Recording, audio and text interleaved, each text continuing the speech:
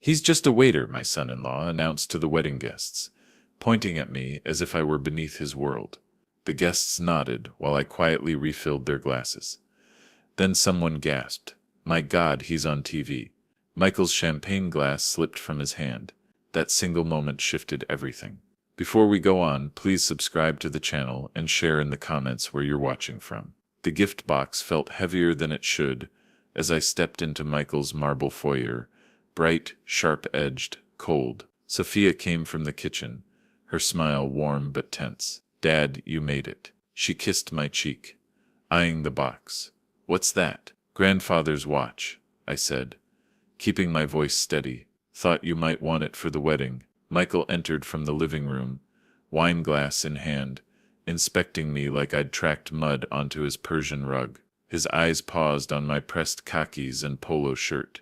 My best clothes, yet not enough for him. "James." His handshake was brief, dismissive. "Still at that Italian place?" "Bella Vista," I replied evenly. "Antonio's been good to me." Michael's attention turned to the gift. "What's in the box?" "Grandpa's watch," Sophia said quickly. "Dad, can I see it?" I unwrapped the gold pocket watch that once belonged to my father. Sophia's eyes lit up. Michael gave it a glance. "Vintage," he said flatly. "Might be worth something to a collector." The remark stung. This wasn't about money. It was about family. Before I could answer, Aunt Mary called from the dining room. "Dinner's ready." We moved to the table. Another display of Michael's wealth. Crystal glasses sparkled under an ornate chandelier. I took the seat Sophia indicated, feeling out of place among the fine settings. "The wedding planning must be exciting," I began, trying conversation. "How many guests?" Michael cut his steak with careful precision. "We're keeping it small. Close friends, colleagues. My partners from the firm," Sophia added. "Of course," Michael echoed, a tone that made me look up. Talk of venues, catering, and flowers flowed around me. I added a few comments, but Michael's replies grew curt, his glances sharper. At last he set down his fork. "James, we need to discuss something." Sophia paused, fork in midair. "It's about the wedding," he continued, voice taking on a boardroom authority. "I've been thinking about the guest list and the atmosphere we want." My chest tightened. "What about it?" "My guests are influential. Tech executives, investors, city officials. This isn't just a celebration. It's a networking event." "Michael," Sophia began, warning in her voice. He ignored her. "I need to be clear, James. You're a waiter. My guests move in different circles. Your presence could be difficult." The words struck like a blow. My face heated. My hands gripped the napkin. "That's my father," Sophia said sharply. "And I respect that." Michael replied smoothly. "But this wedding is an investment in our future. I can't risk my reputation over sentiment." I raised Sophia, I said, finding my voice. "Worked double shifts to pay for her education." "That's admirable," he cut in. "But reality is, you serve food. My guests create jobs, fund startups, influence policy. Do you really think you belong in that conversation?" The room spun slightly. Sophia argued, but the rushing in my ears muffled her words. Aunt Mary cleared her throat. Michael stood, decision made. "Perhaps we should continue privately. James, join me on the terrace." The sliding door closed softly behind us, muting Sophia's protests. The terrace, like the house, was built to impress. Below, workers arranged white chairs and strung lights for the wedding. Michael leaned on the railing, city lights behind him like a staged backdrop. I stood by the door, still holding the gift box. "Beautiful view," he said, gesturing outward. "This house cost $2.3 million. The wedding alone is running $200,000. The figure shocked me. 200,000. Yes. Flowers 15 grand. Photographer 8. Sophia's dress 12. Each number highlighted the gap between us. I watched workers set up chairs worth more than my monthly rent. "I paid for Sophia's college," I said quietly. 4 years at Berkeley. Worked double shifts. Saved every tip for her apartment and car. That was then. Michael interrupted. "This is now. She's my responsibility. Your presence at this wedding would be an embarrassment." The words burned. I looked down at the watch in my hands, suddenly small. You can't just, I can, and I will. Michael stepped closer, voice low. Do you know what this day means? Senator Williams will be here, the mayor, CEOs who could shape Sophia's future, and you want to what? Serve drinks. Through the glass door, I saw Sophia pacing, worry on her face, but she didn't interrupt. She's my daughter, I said. She's my fiancée, Michael replied firmly, and I won't let you turn her wedding into a charity event. This isn't about family sentiment. This version keeps the full structure and key arguments, simplifies phrasing, avoids repeated wording, and changes well under 10% of the original content.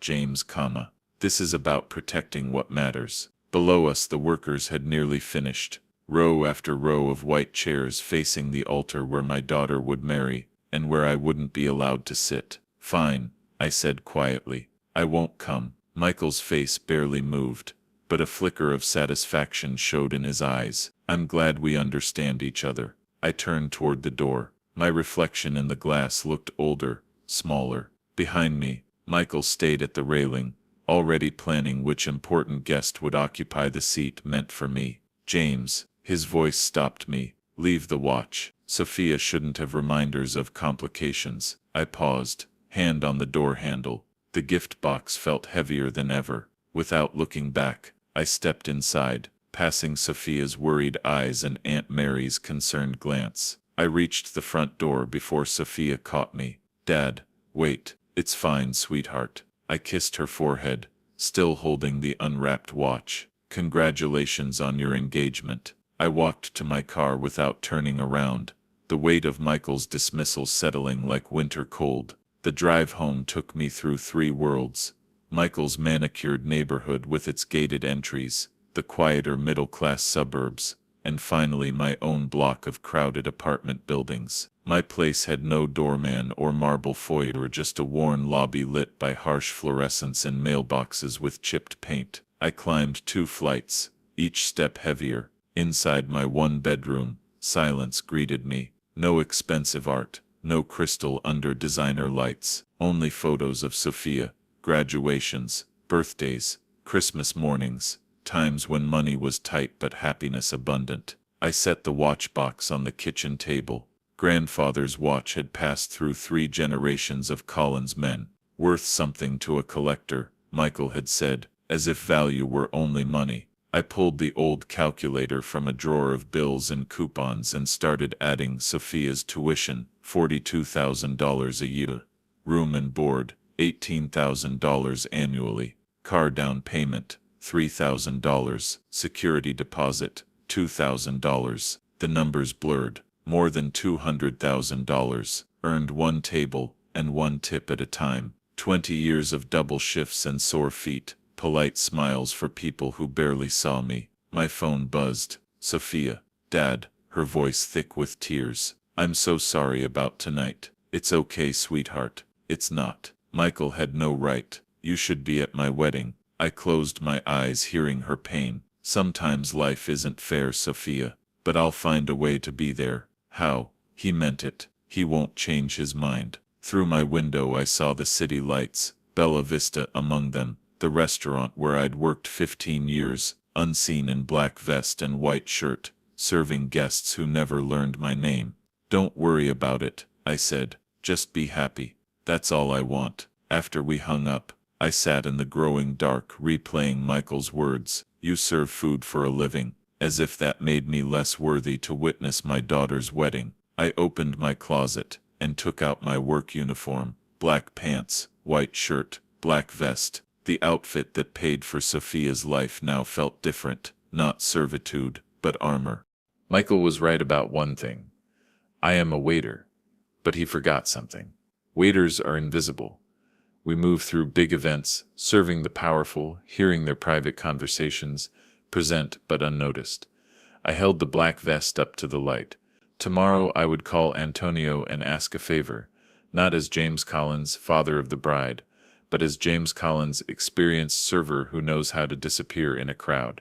Michael wanted his perfect networking event, free of my presence. He would never guess that the man refilling his guests' wine glasses could be the one he'd humiliated. The watchbox caught the lamp's glow, its gold face shining with quiet promise. Grandfather's timepiece, marking moments that matter. Soon it would mark the moment a father reclaimed his place at his daughter's wedding. For the first time that night, I smiled. Michael Thompson was about to learn some battles. Can't be won with money alone. Saturday morning came too soon. I'd barely slept. Thoughts circling Michael's words and Sophia's tears. By 8:30 I was dressed and driving to Bella Vista, the familiar route offering no comfort. The restaurant looked different in morning light. Empty dining rooms, no performance, just tables and quiet hums. Antonio's SUV sat in the staff lot. Good. I needed this talk before the lunch rush and weekend chatter. Inside, the coffee machine gurgled. Antonio stood at the prep station, slicing onions with steady precision. 20 years of friendship let me read his mood. He seemed tense. "You're early," he said without looking up. "Saturday shifts start at 10. Couldn't sleep." I poured 2 coffees, adding sugar to his as always. The ritual felt grounding. "Antonio, I need to ask you something." He accepted the cup, finally meeting my eyes. Lines there told of long nights and hard choices, the strain of keeping a family business alive in an expensive city. "What troubles you, my friend?" The words were harder than I expected. "Tomorrow is Sophia's wedding." "Ah yes, the big house in Hillsborough. Very fancy," he sipped. "You must be proud." "I am, but there's a problem." I leaned on the counter. "Her fiancé doesn't want me there." Antonio's knife stopped. "What do you mean?" "He thinks I'm not good enough for his guests. Too embarrassing." "Just a waiter," he said. Silence stretched. Antonio set down the knife, his expression shifting from confusion to something harder. "He said this to you last night. Told you not to come to your own daughter's wedding." His hands tightened into fists. I heard in his voice every slight he'd faced as an immigrant, every time someone looked through him. What kind of man turns a father away from his daughter's wedding? One who cares more about appearances than family. I drew a slow breath. "That's why I need your help." His brows lifted. "What can I do?" "Hire me to work the wedding, just for tomorrow." Antonio stared like I'd suggested a crime. "You want to work your own daughter's wedding?" "James, it's the only way. Michael can't stop a waiter from doing his job. I'll be invisible, just part of the staff, but I'll see her walk down the aisle, hear her vows." He shook his head slowly. "This is not right. A father should sit in the front row, not serve drinks to strangers." "Sometimes," I said quietly, "we don't get that choice.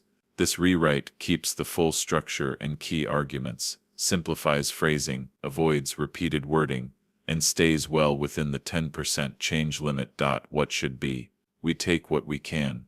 Antonio went back to his onions, slicing harder than before. The knife caught the morning light, sharp as his shifting mood. "You really want to do this?" "I've never been more certain." Silence lingered. Outside, delivery trucks rumbled by, starting their routes. A normal Saturday morning for everyone else. "The catering company handles the service," Antonio said finally. "But I know the manager, Giuseppe Torino." Hope tightened in my chest. Would he add me to the crew? "Yes, Giuseppe owes me a favor." Antonio wiped his hands on his apron. "You're sure, James? Once you start serving that man's guests, there's no turning back. No room for regret." "My dignity isn't the issue," I replied. "His is." Antonio studied me, looking for doubt he wouldn't find. After 20 years he knew my stubborn streak. "All right, I'll call Giuseppe this morning. You'll work the wedding tomorrow." Relief spread through me like warm coffee on a cold day. "Thank you, Antonio. I won't forget this." "You're a good man, James Collins. If your future son-in-law can't see that, it's his blindness, not yours." I finished my coffee, already planning for tomorrow. Black pants, white shirt, bow tie if needed. The uniform of invisibility that would let me witness my daughter's most important day. What time should I be there? "Setup starts at 11. Giuseppe will expect you then." Antonio returned to his prep. "And James, don't let that man make you feel small. You've earned your place in this world. Walking back to my car, I felt lighter than I had in hours. Tomorrow Michael Thompson would learn that some battles can't be won with money or threats. Some fathers can't be bought, silenced, or erased. The morning sun felt warmer. One more day to wait. The afternoon setup at Bella Vista's private dining room moved with practiced efficiency. 6 hours had passed since I spoke with Antonio. 6 hours of lunch service, smiling at customers, pretending all was normal while I counted down to tomorrow. Round tables filled the room like white-clothed islands, each carefully spaced for servers. I moved between them with ease, adjusting angles to ensure smooth flow. Crystal glasses caught the chandelier's light, each setting a small masterpiece of folded napkins and polished silverware. Sophia's reception would be beautiful, even if I saw it only from the kitchen. Voices from the lobby drew my attention. Sophia's laugh floated in, bright but nervous, followed by heavier steps. Michael's voice cut through the quiet. The flowers should be placed there, not blocking the dance floor. My hands stilled on a tablecloth. They were here for the final walkthrough. I hadn't expected this. Dad. Sophia's voice carried warmth. I turned, forcing a smile. She looked radiant in casual clothes, cheeks flushed with excitement and stress. Behind her, Michael's expression shifted from confusion to recognition to something colder. What are you doing here? His tone was sharp. Working, I said evenly. Antonio asked me to help with setup. You can't be serious. Sophia stepped between us, her glow dimming. What's wrong now? Your father is manipulating the situation, Michael said, voice rising. I told him not to come, so he got himself hired as staff. I'm here to work, I repeated, straightening a chair. Nothing more. This is manipulation, Michael snapped. You want to embarrass me in front of my guests. I belong wherever my daughter is, I said quietly. Not anymore. Michael's civility slipped. She's my wife now, my guests, my event. I won't have you serving drinks to people who matter while playing the martyr. Sophia moved closer, tears forming. Dad, you don't have to do this. Yes, I do. But don't worry, your guests won't even notice me. I'll just do my job. Your job, Michael spat, is to stay away. This wedding costs more than you make in 5 years. I won't let you turn it into a sad statement about your pride. Money again, as if dollars defined worth. My pride isn't wounded, I said. It's intact. Michael's laugh was harsh. Is it? Then why this charade? Except that some doors are closed to you, because she's my daughter. Tomorrow when she needs her father's blessing, I'll be there, hired help or not. Sophia cried quietly now, her perfect planning unraveling between the two men who should have protected her happiness. Michael turned to the door, his decision final. We'll see about that. His voice carried a clear threat. Sophia followed, giving me a last apologetic glance. I'm sorry, Dad. Don't be sweetheart. Just focus on being happy tomorrow. They left, footsteps echoing down the marble hallway. I returned to adjusting tables, hands slightly unsteady. Michael's parting words held weight, a promise of action, not empty anger. Through the dining room windows, I watched their car pull away. Tomorrow would bring more than I expected.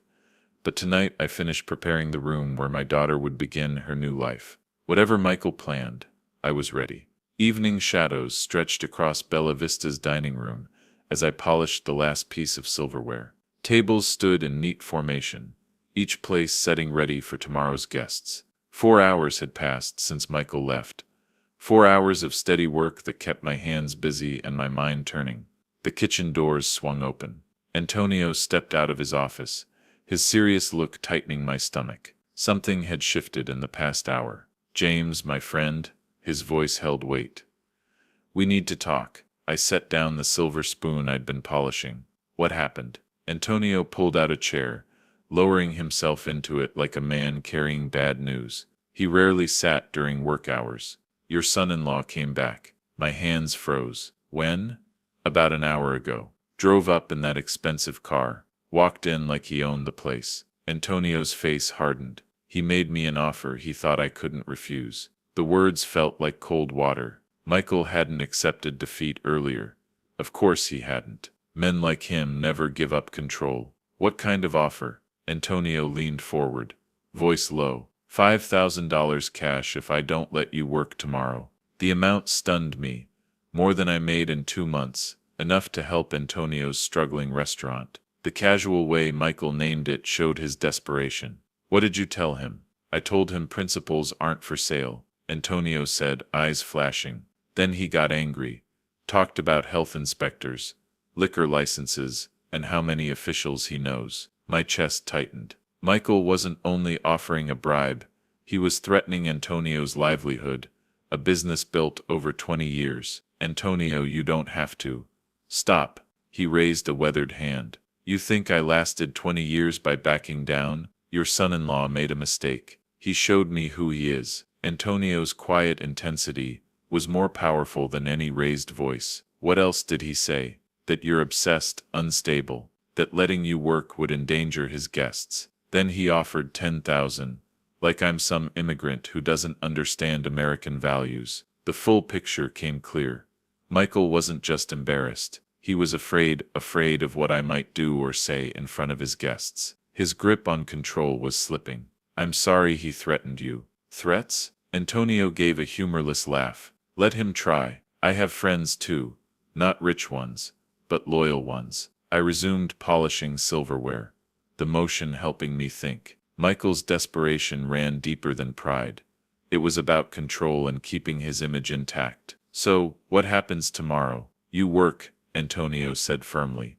Standing now. Giuseppe expects you at 11. If your son-in-law causes trouble, he'll learn immigrants know how to stand their ground. The silver gleamed under the lights, reflecting a distorted image of my face. Tomorrow I'd use these utensils to serve Michael's guests, moving through his event like a quiet shadow. Thank you, Antonio, for everything. Don't thank me yet, he warned. Men like him don't quit. Tonight he'll make more calls, pull more strings. Tomorrow may surprise us both. I looked around the dining room one final time. Chairs aligned, glasses sparkling, flowers arranged with care. Sophia's reception stood ready for guests, unaware of the quiet fight behind it. Let him call, I said. Tomorrow I'll be exactly where I belong. Antonio nodded. Remember, James, we're not just standing up for tomorrow. We're standing up for the right to share the world with our children. His words settled over me, like the evening shadows. This wasn't only about a wedding. It was about dignity, respect, and the right to witness life's most important moments. Tomorrow would test everything I believed, and everything I'd taught Sophia about doing what's right. Michael Thompson was about to learn that some fathers can't be bought, threatened, or erased. I polished the last fork and switched off the dining room lights. One more night, and 22 hours later, the banquet hall shone under crystal chandeliers, every surface polished to perfection. White roses cascaded from tall centerpieces, their petals catching the evening light like scattered diamonds. I moved through the elegance, carrying a silver tray of champagne flutes, invisible, in my black vest and bow tie. The first guests arrived at 5, tech executives in tailored suits, venture capitalists, whose casual talk involved millions, city officials whose handshakes could shape policies, Michael's people, the ones who mattered in his carefully built world. Champagne. I offered the tray to a distinguished woman in pearls. Her gown likely cost more than I earned in 6 months. How lovely, she said with a smile, accepting a glass. What an elegant event. Michael certainly knows how to host. Across the room I saw Sophia glowing in her wedding dress, radiant, despite the tension surrounding her day. Michael stood beside her, greeting guests with practiced charm, but his eyes kept finding me. An older gentleman in a flawless tuxedo approached. Excellent service, young man.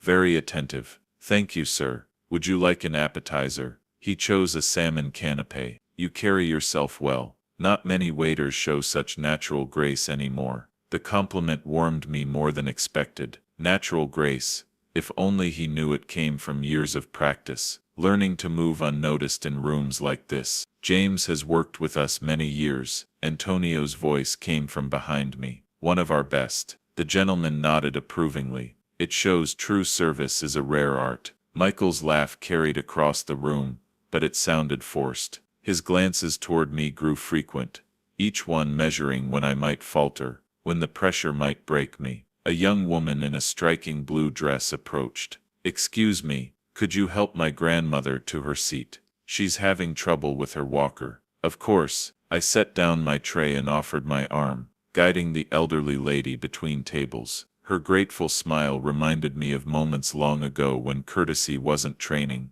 but instinct. "Such a gentleman," she whispered. "Your parents raised you well." If only she knew my parents had been gone for decades, and everything I knew about grace under pressure came from years of quiet service to rooms much larger than this. The dining room filled steadily with Michael's guests, people of influence, wealth and connections, who could advance careers or halt them with a word. They spoke with the easy tone of those used to power, their conversations drifting to stock options and politics. Appointments were discussed as casually as the weather. Sophia caught my eye across the room and offered a subtle smile, grateful, apologetic, proud. For a moment she looked just as she had at 5 years old, when she insisted I wear a crown to her pretend tea parties, because fathers should feel important too. Michael moved toward the head table to begin the traditional toasts. Surrounded by his peers, his confidence seemed fully restored, his nerves from yesterday replaced with the certainty of someone convinced he controlled every detail.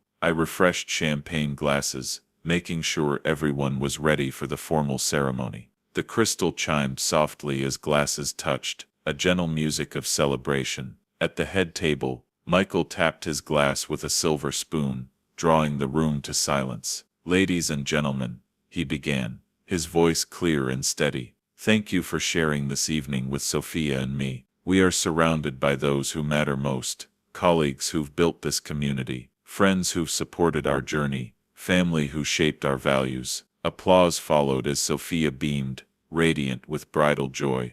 I paused at a corner table, bottle in hand, waiting as Michael's eyes found mine. "Success in life," he continued, "comes from knowing your place, from recognizing what truly matters. Tonight we're joined by people who represent excellence and achievement, the best our society offers." A chill settled in my stomach. His words were turning from celebration to something pointed. "It's important," he said, voice sharpening, "to acknowledge different levels of contribution. Not everyone reaches the same heights. Not everyone matters equally." Guests shifted uneasily. "Take this man," Michael said, gesturing toward me, "James Collins. He's just a waiter, never built anything lasting. A man who peaked in his 20s and has spent decades fading." The champagne bottle felt suddenly heavy. Sophia's face went pale, her eyes wide. Around the room, guests exchanged uneasy glances. "He wants to be part of this celebration." Michael pressed on, "But the truth is, there are makers and there are servers, leaders and followers, people who matter, and those who simply enable the lives of others." I set the bottle on the nearest table with care, my hands steady despite my racing heart. "Michael, please stop," Sophia said softly, barely heard in the silence. But he continued, emboldened. "Some dream of significance while others achieve it. That difference is fundamental, unchangeable, natural selection in action." I straightened my bow tie, smoothing my vest, old habits returning. My voice carried evenly across the room. "Would anyone like more champagne?" The question broke the tension. Michael stared, perhaps expecting anger or tears. Instead, he found the same professional courtesy I'd shown all evening. A few guests nodded, and I resumed pouring with calm precision. Michael remained standing, his toast unfinished. Whatever satisfaction he sought slipped away in my quiet response. An elderly woman cleared her throat. "Perhaps we should eat now," she said. Murmurs of agreement followed. Sophia dabbed her eyes, trying to protect her makeup. I reached their table last, offering the same polite service. "More champagne for the bride and groom?" I asked. "Dad, I'm so sorry," she whispered. "It's your wedding day, sweetheart. That's what matters," I replied. Michael watched us, his narrowed eyes revealing that my composure had made his cruelty appear small. The room buzzed with uneasy energy as conversation slowly resumed, the evening's joy dulled by Michael's display. I stepped toward the kitchen to check on the next course, leaving a room that would remember not its elegance, but the moment a groom chose spite over celebration. 15 minutes later, guests still struggled to recover. I continued my rounds, clearing plates and offering seconds with quiet efficiency. Near the far wall, a young man in his 20s scrolled his phone while glancing at the television above the bar, where Bella Vista played classic films, a touch of old Hollywood charm Antonio loved. Something on the screen caught his attention. He leaned forward, eyes narrowing, then gasped. "Oh my word," he said, loudly enough to draw notice. "He's on television." Several guests turned toward the screen. "That's the same man," he added, excitement carrying across the dining room. "No, the waiter." Heads turned from the television to me, surprise rippling through the room as they tried to understand the sudden connection. An elderly woman in an emerald dress peered over her glasses, looking from the screen to me, then back again. This version keeps the original narrative and structure, while smoothing sentence flow, removing minor redundancies, and maintaining a professional, even-handed tone. Her face lit with recognition and wonder. "I remember that film," she said, voice trembling with excitement. "He was remarkable, such natural presence." More guests turned toward the commotion.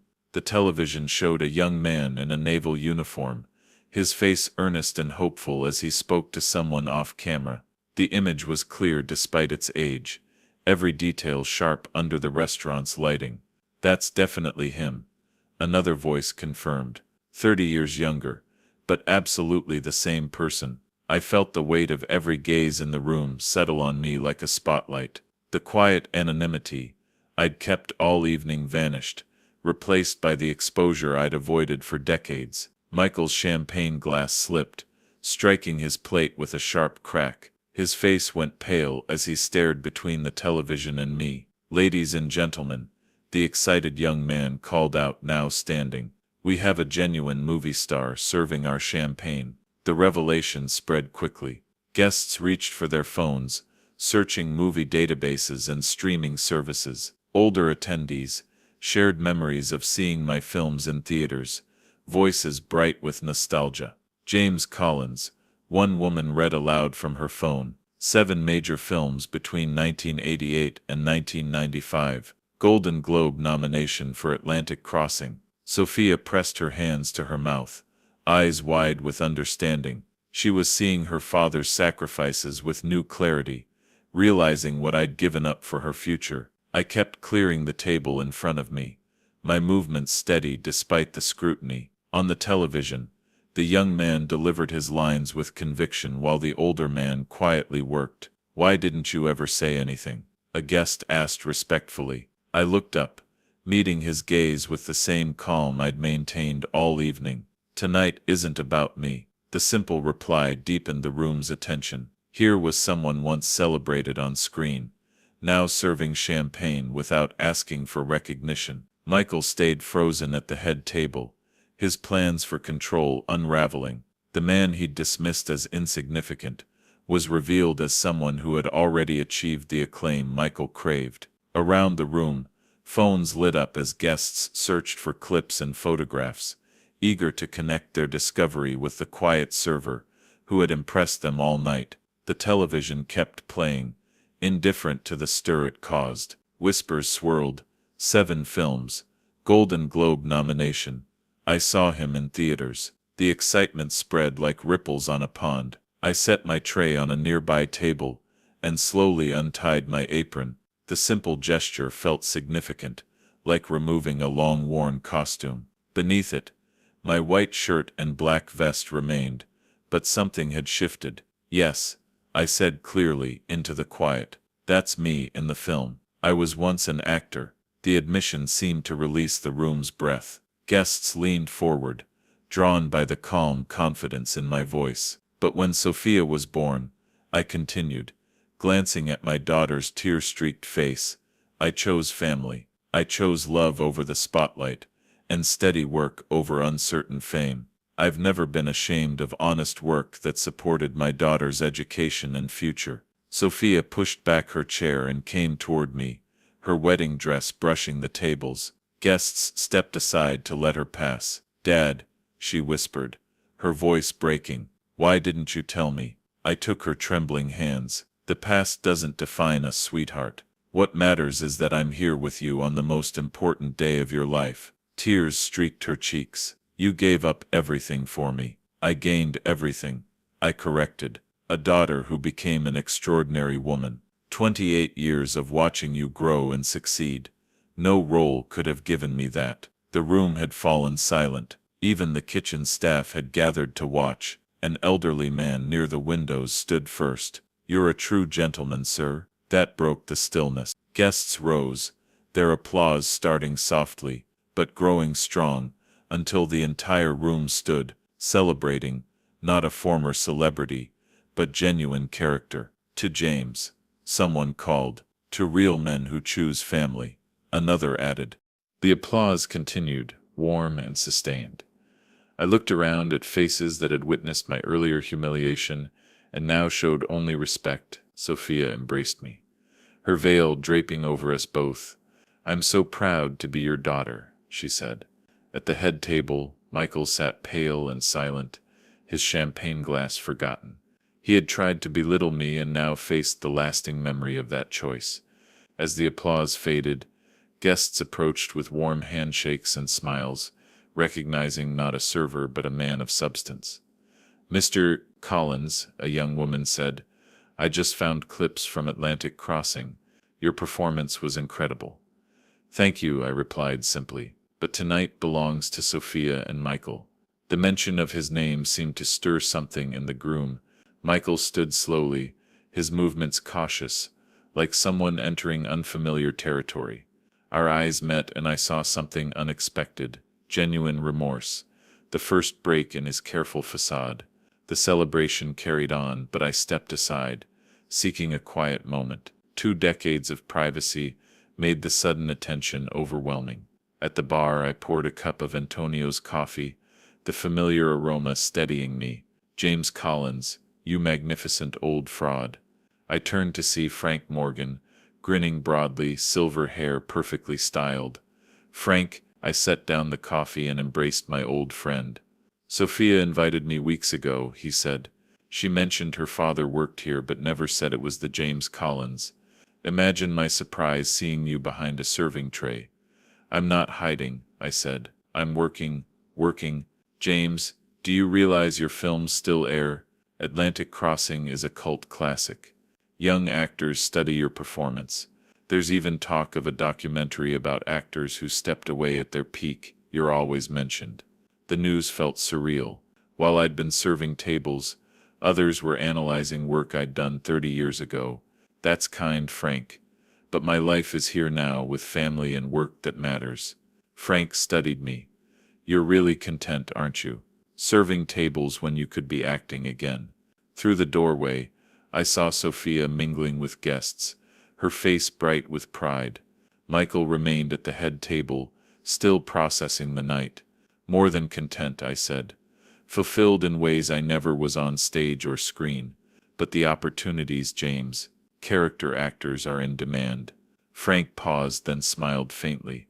"You're not even tempted." I lifted my cup, letting the warmth seep into my palms. "Success isn't measured by spotlights, Frank. It's measured by the love of those who matter." Frank followed my gaze toward Sophia and nodded, understanding. "She doesn't know how big you really were, does she?" "She knows I love her," I said. "Everything else is background noise."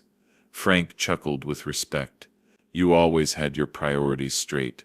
We stood in quiet camaraderie, 2 old friends who'd chosen different paths. "The offer stands," Frank said gently. "If you ever change your mind, people would welcome you back." "I appreciate that," I replied.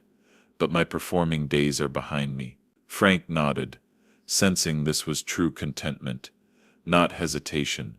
Across the room I noticed Michael standing again. His posture altered, the arrogance replaced by recognition and regret. "I should get back," I said. "Of course," Frank clasped my shoulder. "For what it's worth, you made the right choice. Your daughter looks at you like you hung the moon. As Frank rejoined the crowd, I finished my coffee and returned to the dining room. Michael walked toward the microphone, drawing every eye. The confidence from earlier was gone, replaced by the careful stance of someone confronting his own faults. "Ladies and gentlemen," he began, his voice quieter now. "Earlier tonight I said things that were inexcusable. I want to apologize especially to James." The room was silent. Even the kitchen staff stopped to listen. "I was wrong," Michael continued. "James isn't just a waiter. He's a devoted father and a man of real character who gave up fame to raise his daughter with love. I judged him by shallow standards, income status, when I should have recognized his depth. James Collins is more of a man than I understood, and I'm sorry it took tonight to see that. James, if you'll accept it, I'd like to start over. Not as the insecure son-in-law who tried to hide him, but as Sophia's father, welcomed and honored in our family." All eyes turned to me. I walked toward the head table, calm and steady. Sophia watched with tears on her cheeks.